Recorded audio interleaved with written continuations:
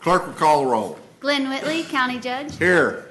Roy Charles Brooks, Commissioner Precinct 1. Present. Andy H. Wynn, Commissioner Precinct 2.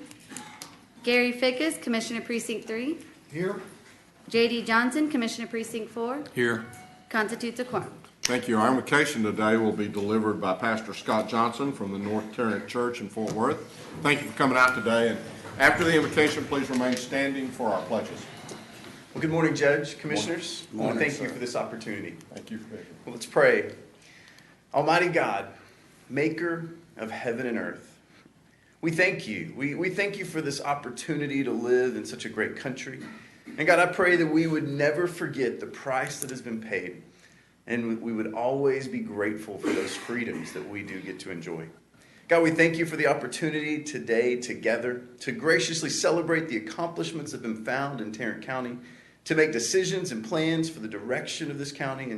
And God, we pray that you would continue to find favor in the way we lead and in the way we govern. God, I thank you for Judge Whitley and for our 4 commissioners. And I pray that you would bestow upon them the wisdom and the discernment necessary for their current roles. And God, for all of us, as we look to the future, I pray that we would choose to leverage our privilege for the benefit of others. After all, that is the very thing that Jesus modeled for us. God, thank you for sending your son, Jesus, into our world. And thank you for the hope that is found through placing our faith in Jesus Christ as our Savior. All this I pray in the name of Jesus, my Lord and my Savior. Amen. Amen. I pledge allegiance to the flag of the United States of America and to the republic for which it stands, one nation, under God, indivisible, with liberty and justice for all. Honor the Texas flag. I pledge allegiance to thee, Texas, one state, under God, one and indivisible.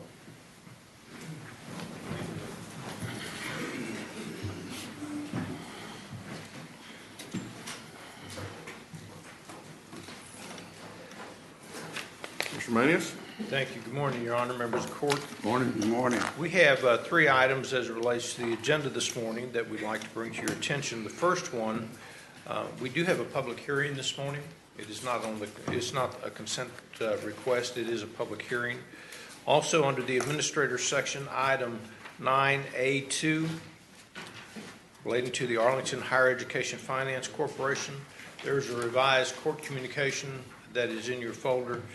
The change is not significant as it relates to that. Ms. McMillan, when she addresses the court on this item, will point that out. Also, members of the court, if we can go to purchasing, item 9J3. This is RFP number 2016-108. There is a corrected court communication in your red folder this morning. Thank you, Your Honor. I would like to also state, Your Honor, members of court, that the court meeting that was scheduled for May 31st, we will not be having court that day.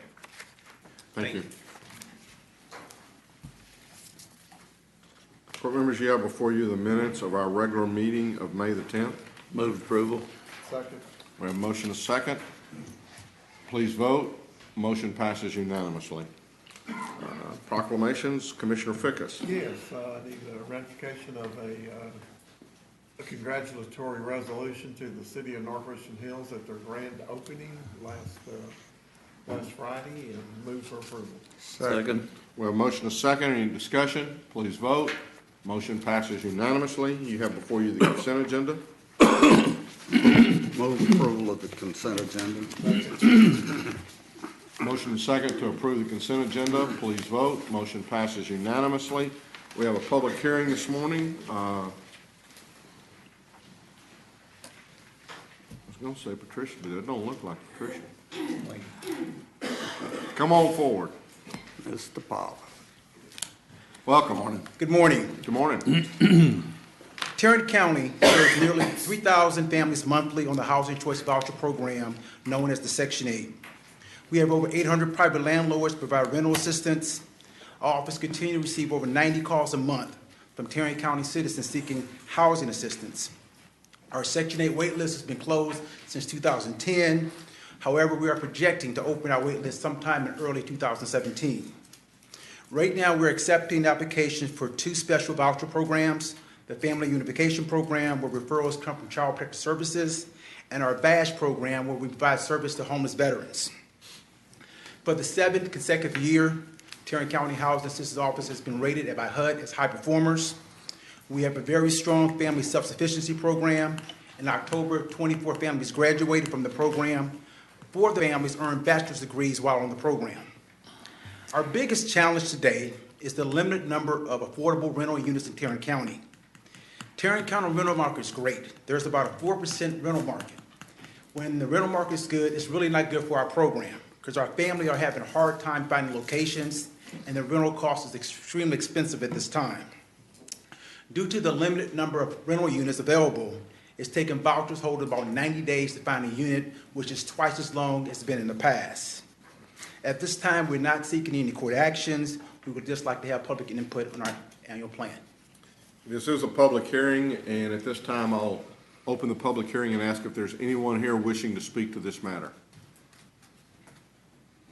There appearing to be none, then we will close the public hearing, and again, there's no action required at this time. Thank you. Mr. Manius.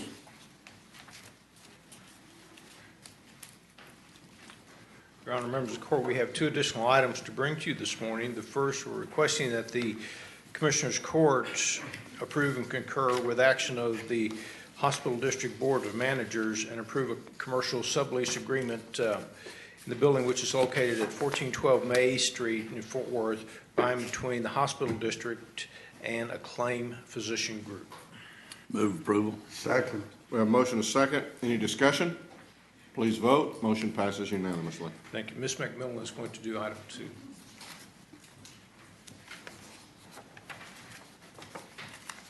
Judge, Commissioners, we're asking today that you approve the use of tax-exempt education revenue bonds issued by the Arlington Higher Education Finance Corporation in the maximum principal amount of $105 million to be used by Uplift Education to finance certain educational facilities located in Tarrant County.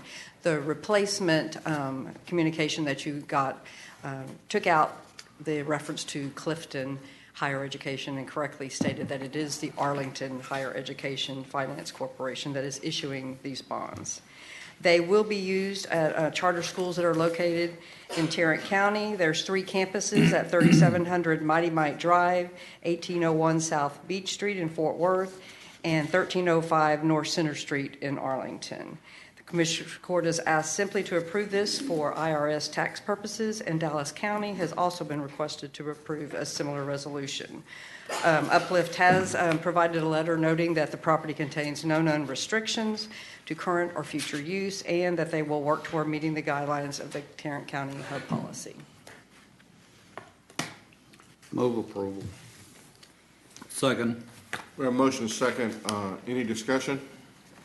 I know that one of these is in, I believe one of these is in Commissioner Wynn's Correct. precinct, 1305 Center, North Center. it's the Summit International on Center Street. Is he supportive of this? Yes, this is something that they have done in past years, and the court has supported this. Okay, so it looks like the other ones, I believe, are in your. That's correct. In your precinct. One is at the former Masonic Lodge. Right, the Mighty Mite. Right. Okay. Any other discussion? Please vote. Motion passes unanimously. Thank I you. might add that Uplift Academies are among the better charter schools around. Okay, Ms. Tidwell.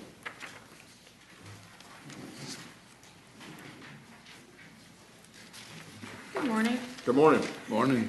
We have one item for the court's consideration this morning, and that's to receive and file the quarterly investment report for the period ended March 31st, 2016. Move to receive and file. Second. We have a motion and a second to receive and file. Any discussion?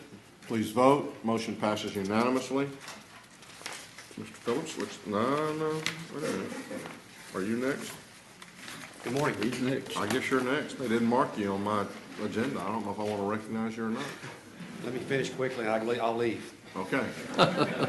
It is requested the Commissioners Court approve a real property lease with TSCA 230, a Texas Limited Liability Corporation, for office space at 6080 South Euland Street in Fort Worth to provide temporary office space for several county departments during expansion and renovation of the Dion Phillips Bagsby Southwest of Courthouse project.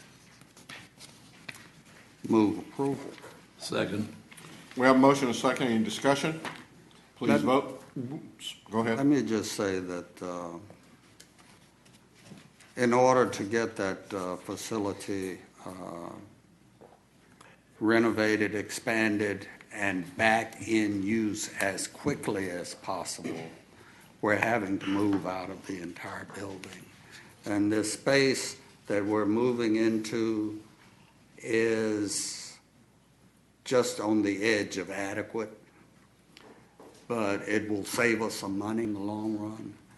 And you can tell that it's probably the best thing to happen because all of the department heads are up in arms about it. So but we're going to make it work. Everybody's moving out? Well, yes, we're going to vacate the building. I mean, well, that's right. Well, When we renovated, Alice and I were in a double wide together. I mean, it was not, we didn't go out and get space. We just rolled in a double wide, and for about a year and a half, we were in a double wide. Actually. What'd you say over? She didn't know what you're talking about. Yeah. Public health will remain where they are. And we let the tax office in just because we didn't feel like it'd be too good to have crowds traipsing through the double wides. Right. Please vote. It's an adventure, Roland. It's an adventure. It's an adventure, and I'm assured that it will be for no more than a year. No, y'all moved into buildings. The adventure is moving into 2 double wides. Well, this is a small space in a shopping center that's around the corner from where we currently are located. Small space, double wides. It's about the size of a double wide, yes. Please vote. Motion passes unanimously. It's requested that Commissioners Court authorize county staff to conduct negotiations with HDR Architectural Company for architectural and engineering services related to the Juvenile Center project included in the 2006 Capital Improvement Program. Move approval. Second. Motion is second. Any discussion? Please vote. Motion passes unanimously. Thank you. Ms. Glenn. I move to receive and file the personnel agenda. Second. We have a motion second to receive and file the personnel agenda. Any discussion? Please vote. Motion passes unanimously. Good morning. Good morning. Thank you. We have one additional item, that's item 2. We're asking the court to approve amendment number 7 and revise attachment E to the agreement with Healthsmart Benefit Solutions, Inc. This is the agreement that provides vision services for our employees. The court approved this plan and the rates last September, and then finally these rates are guaranteed for plan years 16, 17, and 18. Move approval. Second. We have a motion is second. Any discussion? Please vote. Motion passes unanimously. Thank you. New Papa, come on down. He's got that grin on his face. Congratulations. Thank you. He's finally got someone in the house with him that can ward off the other 2 women. I know. I'm hoping that I'm not outvoted and outnumbered still, but we'll see. Good morning, members of the court. I have one item before you for approval. It's the sweep software contract renewal, and we realize this is coming to you a little late, so my apologies. We'll try to make sure that it gets there on time next time. When did this contract expire? It expired on September 30th last year, and it was supposed to come to you guys before that, but a lot of administrative issues kind of kept it getting delayed and delayed and delayed, so we'll make sure we do better next time. Have we been paying the contractor? No, the payment has not been released because there was not an actual contract, but we have been utilizing the software, so we do owe them money. Yes, sir. Must be a very considerate company. We've had them for 15 years. We've used this software for 15 years, and it's kind of a long-term relationship with them. What's the software? What do they do with the It's software? the environmental health software where, we do the restaurant licensing, we record their payment, we put their inspection reports in, and then the certificate for their licensing is issued. The sweep software is utilized for that purpose. And what was the reason for the delay on this? So a lot of things happened. The person who was working on it had to go on medical leave and eventually retired. And by the time the manager figured out that this was past due, it was already October. Then, it went into the whole, approval with the DA. Then 1295 came, and lots of other administrative things kept it getting delayed. But again, it's no excuse. My apologies. We should have taken care of it beforehand and gotten it done. And we just need to make sure that all of our department heads stay on board on these things, because Yes, sir. it gives us a bad reputation when we don't pay our bills. Yes, sir. I understand. Absolutely. I don't have a motion or a second yet. I'll move approval. Second. We have a motion and a second. Any further discussion? Please vote. Motion passes unanimously. Thank you. Congratulations again. Tell everybody. And Vinny, you got the new kid exemption on this one. Yes, sir. Thank you. Jack, come on down.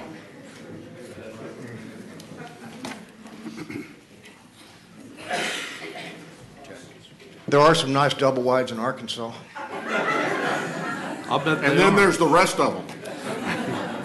Speaking of Arkansas, we did win last weekend the women's and men's outdoor track and field SEC championship.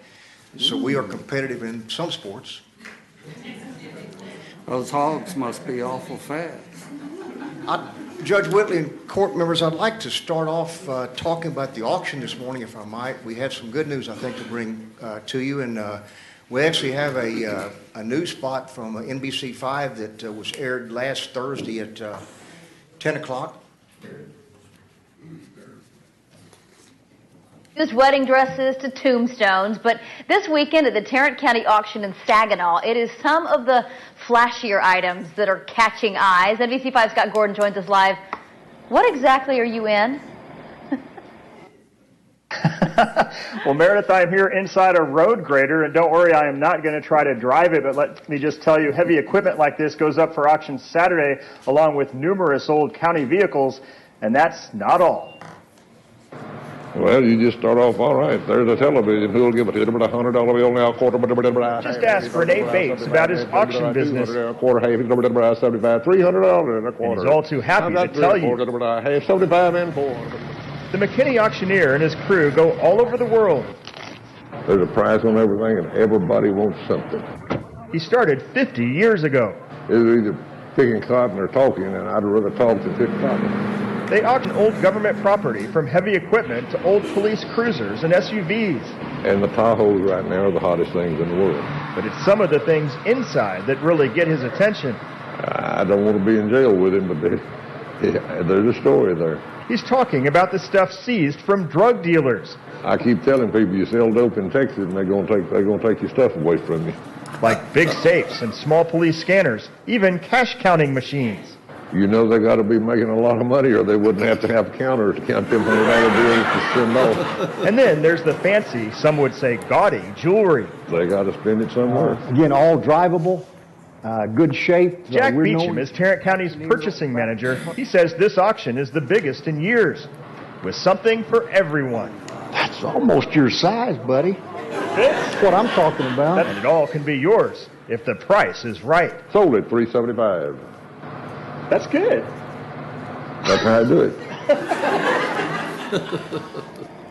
And he has no plans to retire. By the way, people can come out here and look at all this stuff tomorrow. We're at the Wendy Ryan Rodeo Arena in Saginaw. The actual auction is Saturday morning. They also want me to tell you you'll need to bring cash, a cashier's check, or a letter from your...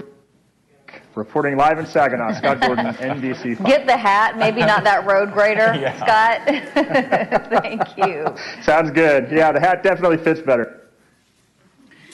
The total, and we were spot on with our guesstimate, was over $700,840 this year. That bested our best ever sale, which was 2009, by $300,350. Thank goodness. And what I'd like to say is thank you, Commissioner Johnson, for what you guys do with the barricades and helping us with the mowing of the field and so forth. Precincts 1, Andy, 2, and 3 for helping us. Everybody bought additional drivers. You know, something I see all the time, Central Garage personnel, this is what we do in Tarrant County. If you go a little bit further, put forth a little bit more effort, this is what happens. And everybody should take note of that. The 10 o'clock spot is the first 10 o'clock newscast we've had in 20 years. We've had Saturday morning, which is okay, unless you don't have a life and want to run out there to go to the auction. Friday at 6, but this is the first 10 o'clock news spot that we've had. My read on that is you have to run over somebody or shoot somebody to get on the 10 o'clock news anymore. It's normally bad stories, not feel-good stories. Mark Flake did an outstanding job. He personally called Scott Gordon and helped us arrange that, and I really think that 10 o'clock spot was what made it as successful. The weather was perfect. We had over 500 bidders. This is about as perfect as you can possibly have, and thank you to everybody for your efforts. We appreciate what you've done to help us with this. And Renee Bates adds to it. He does one heck of a job at that auction. He gets every penny that he can get for us. So his following is incredible. We hear stories about some of the other folks. We piggyback off City of Arlington's contract. We could always go to the buy board. For me personally, I've actually had the pleasure of knowing him and working with him for 46 years. He did the fourth municipal auction he'd ever done. He did with the City of Irving in August of 1971, which is when I started in public purchasing. And he's as honest as the day is long. And Commissioner Johnson, you're right. He works the crowd. It's fair. We don't charge a bidder's premium. It's a seamless process, and people know they're going to be treated fairly, with respect. They come back to the same place every year, and it runs just like clockwork, and that's due to the effort of everybody that helped. And again, thank you very much for what everybody helped to make us successful. And Roy TC was out there bidding like he usually is every Saturday, but I think he and I may have been the last two, other than the staff, to leave that place. I was out there until about 5:30, I think. My goodness. What did you buy? I just looked, I observed, and I will say this, Renee has a staff that, I mean, they treat everybody like they're worth $1 million. They make people feel good. It's just a pleasure to be out there.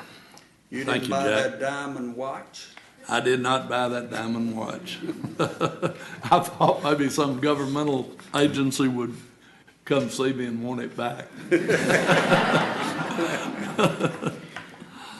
We have 6 business items for your consideration this morning. Our first item is a bid award recommendation for RFP 2016-089. It's an RFP for processing web and telephone requests for vital records for the county clerk's office. Recommendation would be to award per the terms of the contract, the LexisNexis Vital Check Network. If approved, we're also seeking contract approval from the court. Move approval. Second. We have a motion and a second. Any discussion? Please vote. Motion passes unanimously. Item number 2 is also a bid award recommendation for RFQ 2016-099, RFQ for mobile mammography services. Recommendation would be to award per the terms of contract to Texas Health Resources, Harris Methodist Hospital, Fort Worth. Move for approval. Second. We have a motion and a second. Any discussion? Please vote. Motion passes unanimously. Item number 3 is another bid award recommendation for RFP 2016-108, an RFP for the Ryan White Centralized Eligibility Implementation Plan Development. Recommendation would be to award per the terms of the contract to Positive Outcomes Incorporated. If the court approves this, again, we're seeking contract approval. Move for approval. Second. We have a motion and a second. Any discussion? Please vote. Motion passes unanimously. Item number 4 is another bid award recommendation for bid 2016-119. This is a bid for purchase of tactical safety vests for the Sheriff's Office. Recommendation would be award to the low bidder, GT Distributors, on a per unit price basis. Move approval. Second. A motion is second. Any discussion? Please vote. Motion passes unanimously. Item number 5 is an item in regards to RFP 2016-053. This was an RFP for live chat software for the county clerk's office. We are recommending a rejection of that one proposal and seeking permission to rebid with revised specifications. Jeff Nicholson is here to answer questions if you have them. Move approval. Second. We have a motion is second. Any discussion? Please vote. Motion passes unanimously. Our last item is an item in regards to bid 2016-090. This was a bid for our annual contract for toner cartridges, maintenance supplies for inkjet and laser printers. We brought this to the court initially on April 19th, 2016. It was approved in the court order 122439. We are asking that we rescind that original court order. We have some housekeeping items which affected 3 vendors in their ranking as secondary and alternate vendors. And we are resubmitting the award as shown in court. Okay. Move approval. Second. We've got a motion is second. Now, what happened? We had a couple of housekeeping items. We've not ranked a couple of secondary and alternate vendors appropriately. Didn't affect the, no orders have been placed. It did not affect the primary award, just the placing of 3 vendors in the secondary and alternate categories for backups. You have a second? Yeah. Okay. Any other questions? Please vote. Motion passes unanimously. Thank you. Thank you. Transportation Services, Mr. Riley. Morning. Morning. We request your approval of an order to vacate, abandon, and close a portion of Precinct Line Road, which is County Road 3178, consisting of 2.473 acres of right-of-way and located between FM 1938, also Davis Boulevard, and State Highway 114 and Precinct 3. Move for approval. Second. We have a motion second. Okay, where is this? It's the old alignment of the Precinct Line Road right south of 114. When we realigned. It's the precinct line that they called in Southlake, not the precinct line that they called in Hurst. Correct. It's the old road, and what's happening is that Fidelity owns, for the most part, both sides of the road. There's one little piece at the top, the north end, that's owned by an individual, and I think she's getting her part, but Fidelity owns the other side. This is part of a transaction with Westlake. Fidelity's going to give Westlake the corner of Dove and Precinct, the northwest corner, for public safety facility, fire station and police. So part of our negotiations was and we were involved, was to Give that little. Make Fidelity whole, not have that abandoned right away separating their property. How much right of way do we have in there? It's 50 feet wide, and they realigned FM 1938 to line up with the interchange at 114. It's the section between when we went off the old alignment up to that new interchange. Do we need to keep the minerals? I'd just leave it alone, whatever's there now. Well, I think it's an easement. I mean, it's not really right of way, so we're just relinquishing. We're just abandoning an easement. We don't own the land, is what we're telling me? Correct. Okay. Please vote. Motion passes unanimously. Thank you. Commissioner Fickus, I believe you have an interlocal agreement. I do. I have, a Couple of them. Have one with the city of Fort Worth, some work on Keller Haslett Road and Park Vista, Keller Hicks, and then I have one with the city of Southlake on Shady Oaks. Move for approval on both. Second. Our motion is second. Please vote. Motion passes unanimously. Any appointments? And you have before you the claims including the addendum. Move approval of the claims, including the addendum. Second. A motion is second to approve the claims including the addendum. Please vote. Motion passes unanimously. Briefing items, Mr. Manius. Thank you, Your Honor. Members of the court, we have two items to bring to you this morning. The first one is the monthly update from the hospital district. Mr. Early is here to address the court at this time. Good morning, Robert. Thank you, Judge, Commissioners. You know, I know that y'all put up with a lot from Jack, and some of his philosophies are a little bit different than any of the rest of the Western Hemisphere.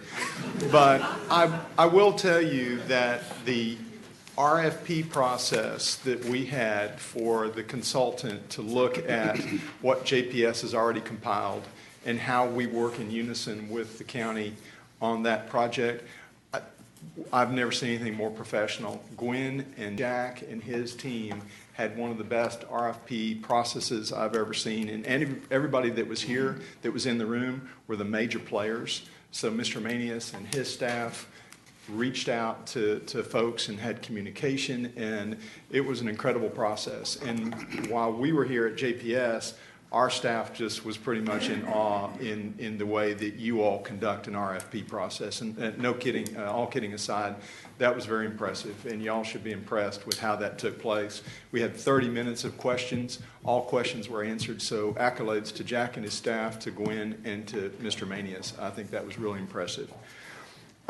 We had a luxury at JPS. I mentioned to the media when I talked to them, and I want to personally thank the media for the way they handled Matt Pierce and what took place with our police officer. But there are bad things that happen in life. And when those bad things happen, we turn to some level of spirituality and wonder why those things happened. And in Matt Pierce's case, a terrible thing happened with a good outcome. And there was nothing more highly blessing to us and more rewarding to us than to see Officer Matt Pierce leave JPS. And we had so many folks from JPS come out, and we made a line for him, and the caregivers that saw him when he first got there. It was an impressive day, and it makes you realize why you get up in the morning for the Matt Pierces of the world. And it was a really glorious day, and I want to thank the 6,000 folks back at JPS, but particularly thanks to Matt Pierce and his family for allowing us and the police department to have that kind of ceremony on celebrating a man's life. So we were lucky to be a part and happy to be a part of that. I'm going to ask. It's also a testament to how good the JPS Trauma Center really is. Thank you. So kudos to you on that. Thank you. They did a great job. We have great caregivers, and I'm proud of them every day, and it's proud when we can highlight their attributes. We did not have a full board meeting per se, but we did have a budget retreat to talk about the process that starts. It really doesn't start. You all know this from the county. You go through the budget process all year long, but there is kind of a start date to it and a finish date to it. And so our board chair has asked for a consulting group to come in that has been exceptionally helpful to us, called the Exeter Group, and they've given us some real insights and help in how we do things. And I applaud the chairman and the officers at JPS for putting that program together for us. But what we did is we had a very effective budget retreat. And I'm going to ask Mr. Manius if he would to hand you all out 2 handouts. And the first handout is called our sort of fiscal planning. And I think it might be helpful for y'all, and your staffs have this information, but we'll be happy to not only give it to y'all, but additional copies for your staff, is how we go through the process of budget planning and get an idea of who comes through the front door at JPS, because we are a little bit different. Our patients are not oftentimes those that pay, and that's a challenge, but it's a challenge that you provide the ability from your tax capabilities and the citizens provide us to care for those people. So it gives you a brief insight into that, and it kind of goes through the process. It talks about last year's budget, and it talks about how ideas come from 6,000 folks and funnel up through the process, because there is a method to doing that, and we take it diligently. And sometimes when you just see the budget at the end and it comes to you in a large stack of paper.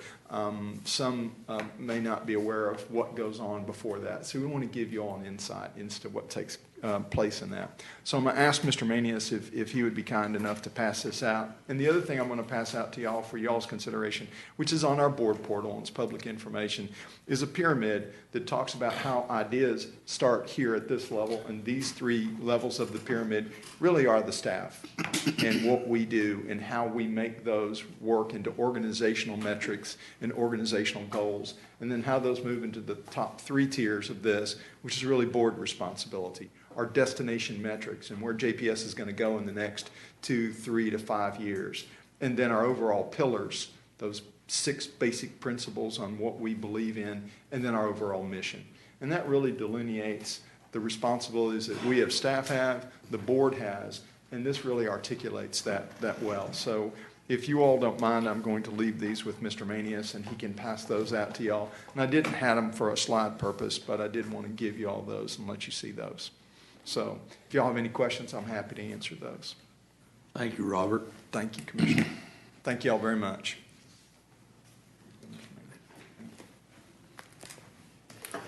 Members of the court, we can go to item B. This is prostate antigen wellness screening. Ms. Worthy is here to address the court. Good morning. Robin, Good morning, pull that Robin. mic down so you could hear it. Oh. Thank you. Yeah, it was kind of sticking out of the top of your head. Rarely does anyone say they can't hear me. So this is better known as PSA Wellness Screening.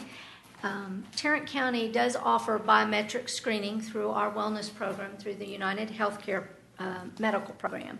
However, PSA screening is not part of that, and we want to talk to you today about whether we want to do that independently of our other biometric screening. In the last few years, PSA screening has been the subject of much discussion in the medical community as to whether it is valid testing independent of medical consultation. It is still covered at 100% under United Healthcare if it is tested with a preventative appointment. So if an employee or a man would go in for his annual preventative appointment, then that test could be done because there would be medical consultation.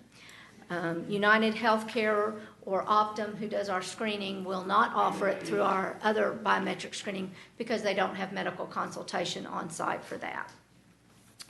So should the county wish to proceed with this, we would need some guidance from you all. We would go out for bid with the help of purchasing and determine a party that could offer this screening. We would need to make a determination whether we in fact wanted medical consultation as part of that screening and whether we wanted those screenings on site or to have our employees to go to a facility that would offer those type services. When we were offering those services through our United Healthcare through our wellness screening prior to it being under United Healthcare. In 2014, we had 167 individuals participate, and in 2013, we had 178. I'd be happy to answer any questions or discuss this further. Again, I think that any opportunity that we have to offer PSA screening to our male employees, we ought to take. Guys are funny. We resist going to the doctor. And in particular, when it comes to prostate health, there are perceived stigmas related to the examination that keep men from wanting to engage in the screening process. We need to try to cut through all of that and make it plain to our employees that this screening is just a blood test. It is the first step in identifying that there may be a problem that you need to go look into. I think that's valuable information to have, whether or not there is a doctor present on site to give counseling. Having the doctor present on site is optimal, but having the information is imperative.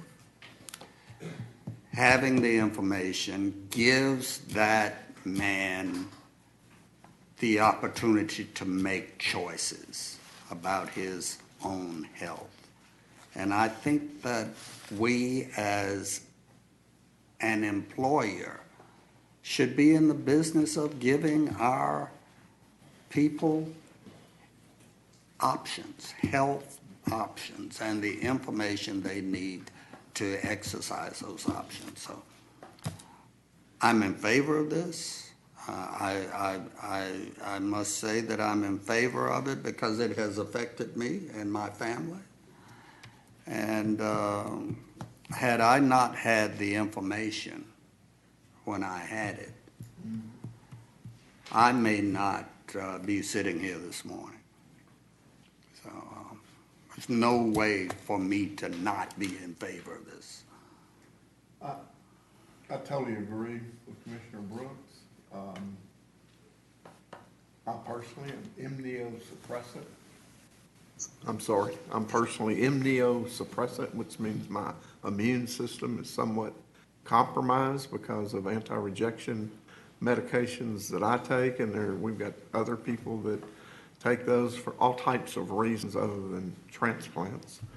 But I think it's a very important part of what I do for my health care, and I would encourage any man to continue, if they're doing PSAs, to continue at least every few years, and because you don't, when it happens, and you need to know, you need that information so you can make the right decision in a timely fashion versus being pushed where all of a sudden you're at a totally different stage of your disease. So I think anything that can give you that early warning is going to benefit our employees. So we talked about this a little bit last week. We had a meeting where we went over, where we were with PEBC, where we went over the results, and I specifically asked the doctor who was there about this, and he relayed, just as Robin has, that there's a different mode of thinking, at least at this point in time, about how accurate and effective the PSA is. I have mine checked twice a year because my father did pass away, and I know you and then I know your brother also passed away with that. Right. But I guess the question that I have, I think it's much better if you have that consultation. I will tell you that a couple of years ago, they saw a little bit of increase in mine, and that's what generated the twice a year, sure, the twice a year test versus the once a year. But I do think it's important that doctor part be in there, and I would. But at the same time, I recognize if we can get them to the screening, that's better than them not being screened and them not getting the annual exam, and we'll pay for the annual exam too. If we add this, if we were to decide, okay, we're going to do it, since Optum or United, whichever one's running our wellness program, has said they're not, how would we put that into the program? It's got to be at the same time, because we're not going to get that employee to come back twice, especially if we tell them the reason you're coming back the second time is for a PSA test. So how are we going to put the two together? Well, I think the first step, obviously, would be to put out a bid to find a vendor that could do that for us. And then we would have to see if that vendor was available on the dates that have already been selected for the biometric screenings. We already have dates set in June. We had to give 65 days notice to PEBC to schedule those, so they had to be scheduled well in advance. I don't know if we could find a vendor for the June dates. We have had discussion about doing some later dates as well, possibly late August or September. Obviously, that would be would be easier to get a vendor ready, but it would miss those folks that might have come in June. Is there any way that we can, if we can't do it this year, is there any way we can select a vendor that will do all of the other things and the PSA test and will give the results to Optum or United so that we can attempt to get it into that wellness program that we have to manipulate over to try to get try to qualify for the... I don't know if that's possible, whether through the PEBC. My initial reaction is probably that we can't select the vendor that does our biometrics through our wellness program through PEBC, that's already set who that vendor is, and that vendor is not going to do the PSA testing because of that they believe medical consultation is required and the controversy around the test. Certainly, we could select a vendor, and since the biometric is on our site, we could have the Optum or the United Healthcare, in this corner of the room, and the PSA in this corner of the room. They're offered in our facility, in our building, so I think we could do it that way. I don't know, again, this year, if just logistically we can make that happen. We could possibly do it separate. We could possibly contract with a local provider where that individual went to that facility. Again, that would take initiative on the employee side, and I think that if they have that initiative, they're probably going to go to their annual physical anyway. So let me ask... That they're not going to have that initiative. We've got to make it easy for them. Now, I've got a little bit of experience in doing this with the prostate cancer education and screening event that we've done the past 2 years. This past February, when we did it, we screened about 170 men, which is what you have said is the experience here. They don't get on-site counseling because the results are not available on-site.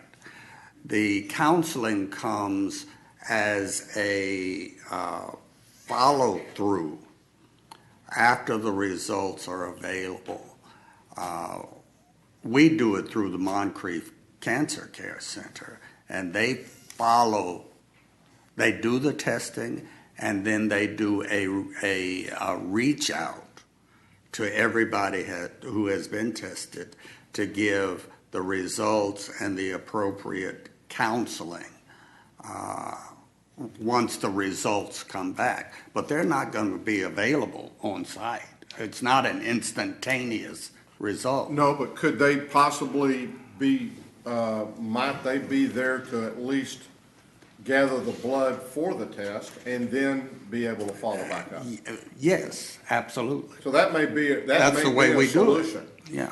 Certainly, I had lengthy discussions with Dr. Argenbright from Moncrief Center, and the way he explained it to me through the sessions that he had for you all is that there was some education that was provided to those individuals. Then those individuals filled out a risk assessment to see if they were even an appropriate candidate to have a PSA. Correct. And then, of course, they were given some medical consultation from that risk assessment to say, here's your answers.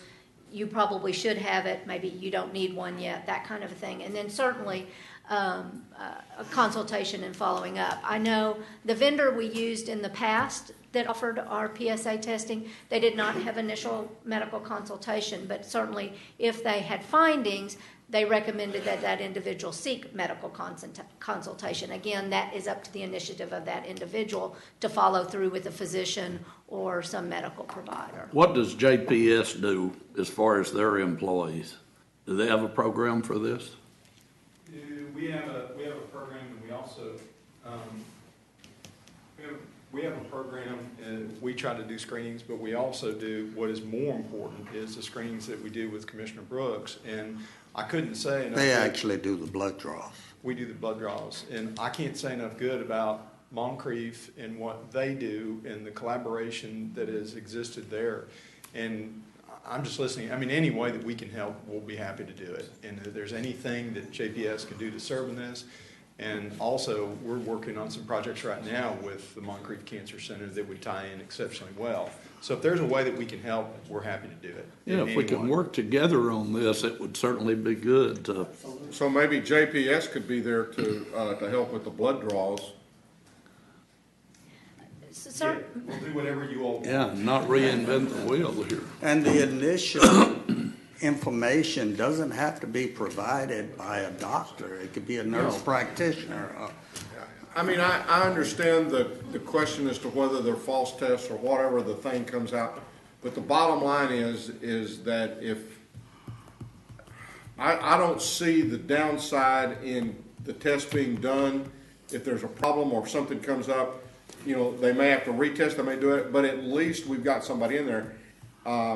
I don't know how many of the people, we no longer are giving money just for getting the wellness exam done. They have to go through the whole process, so, you know, most of those people, they may already be, you know, they may already have that done with their physical. Yes, sir.